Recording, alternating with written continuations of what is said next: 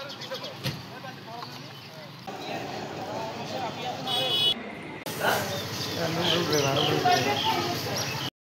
হচ্ছে 12টা 20-এর দিকে 20-25-এর দিকে আমরা অফিসে একটা কল আছে সাবরুম ফায়ার স্টেশনের যে দমদমা এই যে অফিসে আপনার নিচে একটা অ্যাক্সিডেন্ট হয়েছে।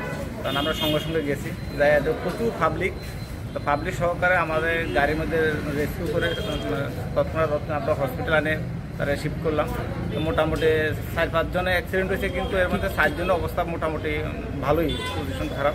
এর মধ্যে একটা বাচ্চা শিশু আছে, 10 বছরের মতো একটা ছেলে, আরও হাতে ব্যথা পাইছে। কি গাড়ি অ্যাক্সিডেন্ট হয়েছে? এটা ব্যাটারি অটোগুলি আর একটা অটো হঠাৎ রাস্তাতে ক্রস করতে গিয়ে মুখামুখি হয়ে গেছে। 2টা অটোর মধ্যে বাড়ি গেছে? হ্যাঁ, 2টা অটোর মধ্যে বাড়ি গেছে, মুখামুখি বাড়ি গেছে। হ্যাঁ, মুখামুখি বাড়ি গেছে। তো কয়জন আনছেন আমরা? আমরা 6 জন আনছি, 6 জনের হসপিটাল সেবা। এর মধ্যে 2 জন মহিলা আর 3 জন পুরুষের মধ্যে একজন বাচ্চা ছেলে, বয়স 10 বছর।